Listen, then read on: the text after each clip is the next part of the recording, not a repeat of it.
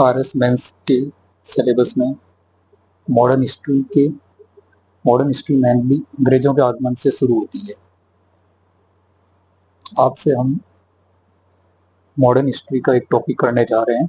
Mainly हमारा focus उन student के लिए होगा जिन्होंने किसी कोचिंग में या सेल्फ एक बार अपना पूरा सिलेबस आरएस मेंस का कर लिया है, या एक या दो आरएस का मेंस लिखा हो और उनका मेंस क्लियर नहीं हुआ हो। आज हमारा फर्स्ट टॉपिक है भारत में क्रांतिकारी आंदोलन के चरण। मेरा मेन मकसद ये नहीं है कि इसको कैसे एक्सप्लेन करना है, कैसे बताना है।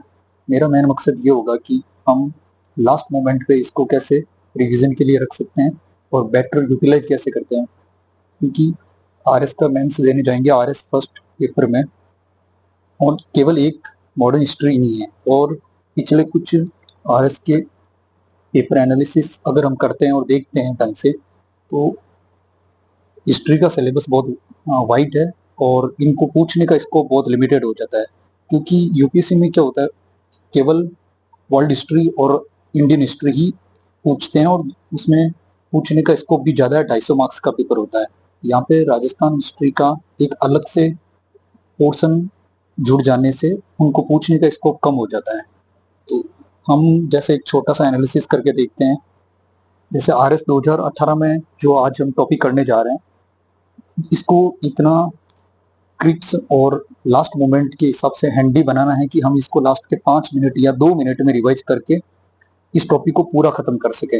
इस हिसाब से हमारा शॉर्ट नोट्स कैसे होना चाहिए और इसका हमारा रिवीजन का वो एक बोल सकते हैं कोर्स ऑफ प्लान कैसा होना चाहिए, जिससे ये हमारे एंड मोमेंट में हमारे काम आए। क्योंकि ये टॉपिक है भारत में क्रांतिकारी आंदोलन।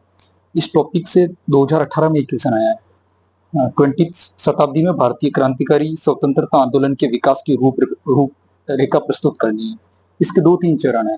इंडिया में क्रांतिकारी आंदोलन के चरण क्या थे, फॉरेन में ये क्रांतिकारी मूवमेंट कैसे चला था, और अब इसका आगे देखते हैं। तो इस टॉपिक से अभी तक आरएस में 2018 से 2013 से मेनली लेके चल सकते हैं।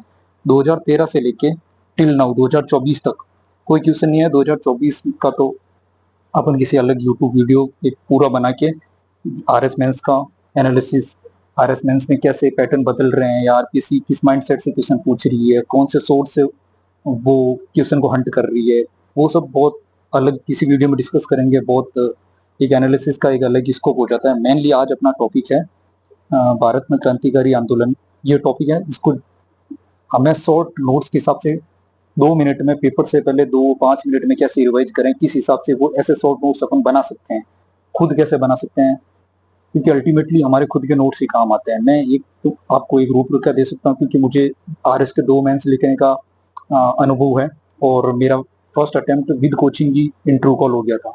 तो मैं और भी डिटेल में बताऊंगा। अभी मेरे पास में ना तो रिसोर्सेज है, मैं अपने मोबाइल से वीडियो बना रहा हूँ एक कमरे में टेबल चेयर पे बैठ के नॉर्मली, तो आपको ये इतना फैंसी टाइप में नहीं लग रहा होगा।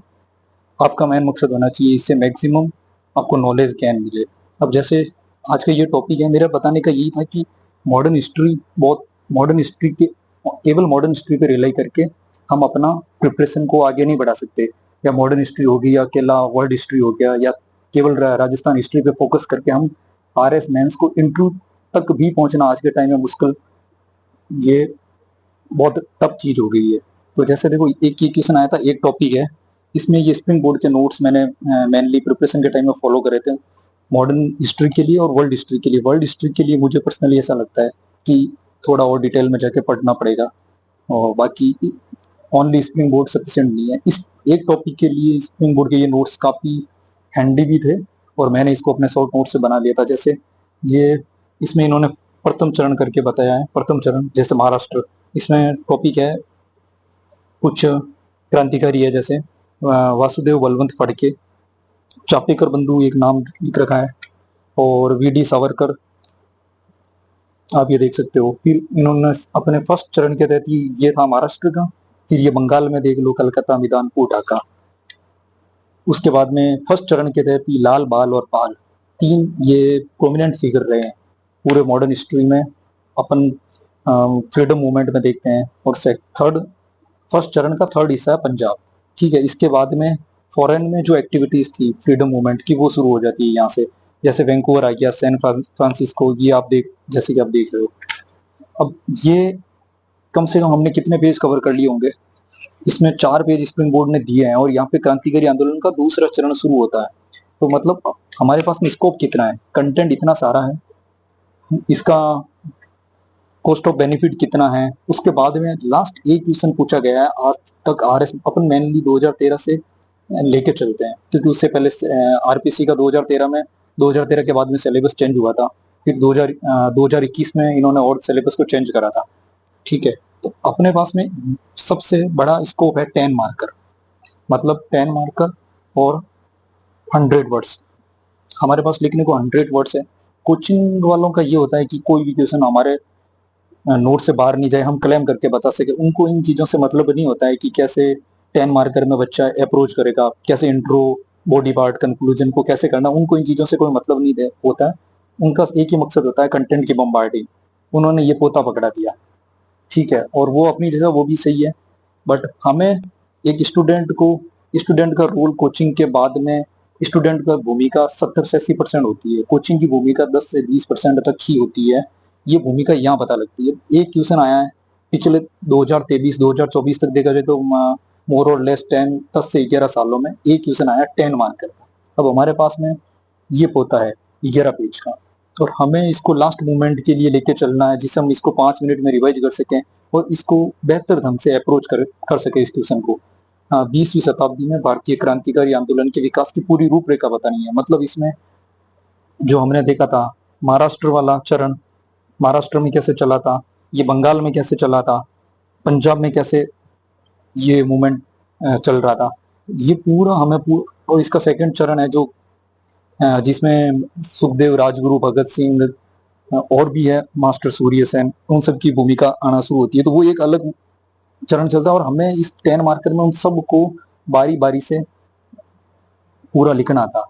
ये टॉपिक है। अब इस क्वेश्चन को अपन लास्ट मोमेंट में रिवीजन के लिए पेपर में कैसे अप्रोच करते। मेरा इसको अप्रोच करने का तरीका क्या था, मैं इसको कैसे प्रिपेयर करके गया था। 2018 वाला अटेम्प्ट मैंने दिया नहीं था, मुझे लगा कि 2021 में ये 5 मार्कर या 2024 में रिपीट हो सकता है, क्योंकि रिपीटेशन होना कोई मुश्किल चीज नहीं है, असंभव जैसा नहीं है। आरपीसी खूब सारी चीजें, जैसे गांधी जी के 7 बाप, आरपीसी ने 2018 में पूछा, पब्लिक एड में ही पूछा, इसी को 2024 में फिर से पब्लिक एड में पूछ लिया। और ऐसे लड़के थे जो रिपीटर्स थे और उनको 7 गांधी जी के 7 सीन्स है वो 1 या 2 भूल गए, छोड़ के आए। तो क्योंकि जनरली लोगों का ये होता है कि एक बार आरपीसी ने पूछ लिया तो फिर से ये रिपीट नहीं करेंगे। अब इसको मैंने ये मेरे इस टॉपिक के मैंने ये अपने नोट्स बनाए थे, जिनको मैं पेपर से पहले इनको मैं 3 से 5 मिनट में रिवीजन कर सकूं, क्योंकि मैंने इनके 5 से 10 रिवीजन करे हुए थे। तो मेरे लिए ये रिवीजन करना इजी था। आपके लिए फर्स्ट टाइम आपको ये लगने में वियर्ड साउंड कर सकता है कि 3 से 5 मिनट में इतना बड़ा टॉपिक कैसे रिवीजन कर सकते हो, क्या करा है। अब इसमें एक ये जो नोट्स हैं ये खाली लास्ट मोमेंट के हैंडी रिवीजन नोट्स नहीं होते हैं। इनका मकसद ये होता है कि हमें इनको इस हिसाब से बनाना है कि यही फॉर्मेट हमारे पेपर में आए, कि 10 मार्कर आएगा तो हमें इसी फॉर्मेट वाइज लिखना है। मतलब ये मैंने खुद से बनाया खुद के लिए, तो ये आपको राइटिंग या पैटर्न वाइज काफी बेकार लग सकता है, आपको खुद को अपने हिसाब से बनाना है। मेरा मैन बताने का मकसद यही था कि ये कैसे काम आएगा, उसको 10 मार्कर को हम कैसे अप्रोच करते। जैसे ये क्वेश्चन है, ये क्वेश्चन है 2018 में पूछा था आरएस 10 मार्कर। अब ये आता तो इसको कैसे करते हैं, जैसे इसमें सबसे पहले हमें ये क्वेश्चन को अंडरलाइन कर लेना है कि इसकी डिमांड क्या है। सबसे बड़ी चीज यही होती है, जनरली स्टूडेंट यही मिस कर देते हैं, जल्दी जल्दी में वो कुछ की पॉइंट पकड़ते हैं और लिखना शुरू कर देते हैं। हमें पेशेंस रखना है, क्वेश्चन को 1 से 2 बार रीड करना होता है, वहीं उसके नीचे अंडरलाइन कर लो क्वेश्चन जब अटेम्प्ट कर रहे होते हैं। जैसे भारतीय क्रांतिकारी स्वतंत्रता मूवमेंट के विकास की रूपरेखा प्रस्तुत करनी है। रूपरेखा मतलब सिंपली इसमें 1 या 2 लाइन का इंट्रो बना के और सीधा बॉडी पार्ट पे जंप कर देना इस क्वेश्चन में, और हम इसकी रूपरेखा में सीधा यहीं से आते हैं, इसी चीज को सीधा वहां पे यूज करना शुरू करते। क्रांतिकारी चरण सीधा फर्स्ट पोर्शन यहाँ से शुरू होता, पहला हिस्सा है क्रांतिकारी चरण का पहला चरण, जिसमें आपने लिखा है लाल लाल, बाल और पाल, ये मैंने अपने शॉर्ट नोट्स के हिसाब से लिखा था, जिसे ये याद करने में ये कुछ चीजें होती है टंग पे आ जानी चाहिए। जैसे लाल, बाल, पाल। लाल का जैसे पंजाब में थे लाला लाजपत राय, उनको शॉर्ट में जनरली मॉडर्न हिस्ट्री में हम यूज करते हैं निक नेम के रूप में लाल।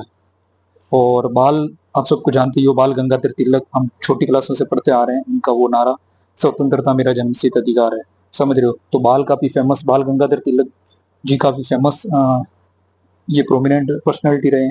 और ये पाल, बिपिन चंद्र, बीसी पाल, इनको सबसे पहले ये करना था कि इनको शॉर्ट में बना दिया और उन्हीं के नीचे सिंगल लाइन, हमें ज्यादा लाइनों को एलोबरेट नहीं करके इसको एक मतलब रॉ फॉर्मेट में हम इनको चीजें बना के उस मेन पेपर बॉडी पार्ट में भी देख सकते हैं। जैसे यूपीसी के स्टूडेंट इन चीजों को खूब यूज करते हैं। जैसे लाल, बाल, पाल, इस चरण को इनके नीचे हम कोई सा भी एक डायग्राम बना के भी कर सकते थे। जैसे ये है लाल, तो इनके नीचे मैंने टॉपिक लिखे हैं कि ये कहाँ कहाँ के थे। पंजाब के फ्रीडम मूवमेंट में इन्होंने अपनी भूमिका पंजाब वाले क्षेत्र में ज्यादा निभाई थी।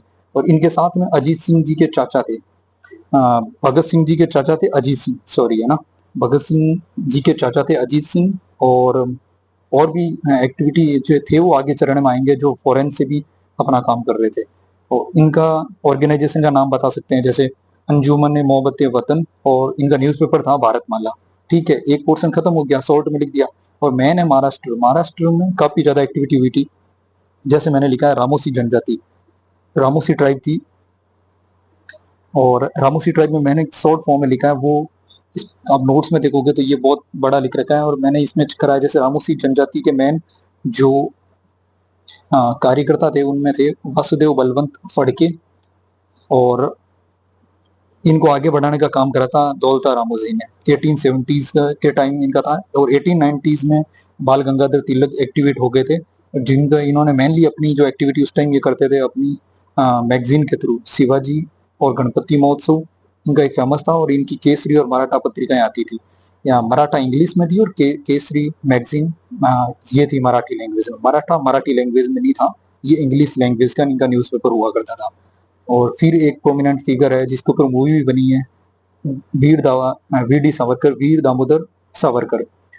इनकी जो ऑर्गेनाइजेशन थी उनका नाम था अभिनव भारत, और जिसको बाद में इन्होंने नाम कर दिया था, पहले नाम था मित्र मेला, जिसको बाद में इन्होंने नाम कर दिया था अभिनव भारत।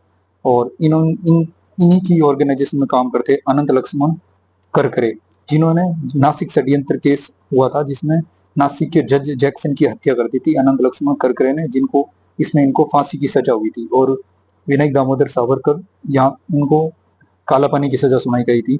और फिर इसमें एक और मूवमेंट, दो पर्सनैलिटी बहुत इंपॉर्टेंट है, चापेकर बंधु, बाल कृष्ण चापेकर और दामोदर चापेकर, उन्होंने प्लेग अधिकारी, ये चीजें सारी इसमें लिख रखी है। इनको लास्ट मोमेंट में रिवीजन के लिए रख सकते हैं। बंगाल में जैसे काली मैदानपुर ढाका, अब मैंने इसको कैसे याद करा था, मेरा ये याद करने का था इसमें कि काली को दान पूरा दिया ढाका ने, कोई भी ढाका नाम दो, भूपेंद्र ढाका। जैसे भूपेंद्र ढाका राजस्थान में बहुत फेमस है, भूपेंद्र ढाका एग्जैक्ट फेमस नहीं है, भूपेंद्र नाम से फेमस है, जिन्होंने पेपर लीक में अपनी, वो अभी कुछ टाइम से न्यूज में चल रहे हैं। तो काली को दान पूरा दिया ढाका ने, अपने दोस्त मित्र, अपने मित्र को बरी करने के लिए। तो इसमें क्या होता था, काली मतलब कलकत्ता, मैदानपुर और ढाका, जो आज वर्तमान में बांग्लादेश की कैपिटल है। तो इसमें इन पर्सनैलिटी के नाम याद कर सकते हैं, जैसे कलकत्ता में पी मित्रा, और मैदानपुर में ज्ञानेंद्र बसु, और ढाका में जतिंदर, भूपेंद्र नाथ, बरिंदर घोष। और इनमें मणिकतला, मुजफ्फर कांड और प्रफुल्ल चाकी और खुदीराम बोस को फांसी हो गई थी, प्रफुल्ल चाकी ने आत्महत्या कर ली थी। तो ये इस हिसाब से ये चीजें, जैसे अरविंदो घोष, ये बंगाल में थे, तो अरविंदो घोष की बुक्स का नाम लिख सकते हैं, Savitri, life divine, essays on Gita. Barindra Ghosh Bhavani Mandir, Yugantar और संज्ञा इनके न्यूज़पेपर थे। ऐसे ही विदेशों में जो चरण था, लंदन, कनाडा और यूएसए। जैसे लंदन में इनमें कौन थे, श्यामजी कृष्ण वर्मा, और इनका संगठन का नाम था इंडिया हाउस। और होम रूल लीग सोसाइटी करके, होम रूल लीग सोसाइटी करके इनका एक और ऑर्गेनाइजेशन था, और इनका न्यूज़पेपर था सोशोलॉजिस्ट। और फिर इनमें जो कार्यकर्ता थे उनको मैंने एक ट्रिक के साथ याद करा था। अब जैसा आप देख सकते हैं, मदन लाल धिंगड़ा, मैडम भीकाजी कामा, अब्दुल्ला सूरावर्दी, कर्जॉन वाइली, इनकी हत्या कर दी थी। इससे काला पानी की सजा होती है इनमें से कुछ को। फिर कनाडा में जैसे तारकनाथ है, यूनाइटेड इंडिया हाउस इनका ऑर्गेनाइजेशन का नाम था, जीटी कुमार थे। यूएस सैन फ्रांसिस्को में लाला हरदयाल, ये पंजाब के थे लाला हरदयाल। और इनकी गदर पार्टी, इसके ऊपर आरपीसी ने क्वेश्चन पहले भी पूछ रखा है। युगांधर आश्रम, सोहन सिंह भाकना, बरकतुल्ला, भगवान सिंह, ये अफगानिस्तान में जैसे ये बहुत फेमस है। राजा महेंद्र प्रताप सिंह, जिनका बरकतुल्ला पीएम बने थे। वृंदावन प्रेम यूनिवर्सिटी, वृंदावन में प्रेम यूनिवर्सिटी इन्होंने सबसे पहले स्थापित करी थी। और ये सेकंड चरण शुरू होता है। एचआरए, हिंदुस्तान रिपब्लिकन एसोसिएशन और हिंदुस्तान सोशलिस्ट रिपब्लिक, इसमें चंद्रशेखर आजाद, भगत सिंह वगैरह, और इसमें सचिंद्र सान्याल, चंद्रशेखर बिस्मिल्ला, ये सब, ये 3 पेज का है। अगर आप इनको 10 से 12 रिविजन, इन 3 पन्नों का 10 से 12 रिविजन कोई बड़ी बात नहीं है। 3-4 महीने का मेंस का ड्यूरेशन मिलता है, इस बार तो 7 से 8 महीने का मिला था। और इनको पेपर से पहले अगर हम 2 मिनट 1 मिनट में जल्दी जल्दी आंखों से बाहर भी निकालते हैं, तो ऐसा हो अगर कोई क्वेश्चन आता है तो इतने फैक्ट लास्ट मोमेंट में भूलते नहीं, और बाकी बच्चों से आधा नंबर भी ज्यादा गेन करते हो। मेंस में एक एक पॉइंट, एक एक नंबर का बहुत महत्व होता है। Thank you. बाकी का आगे के और वीडियो में थोड़ी ढंग की क्वालिटी के साथ में कैमरा सेटअप करके तुम्हें किसी और वीडियो में ढंग से बताते हैं। Thank you.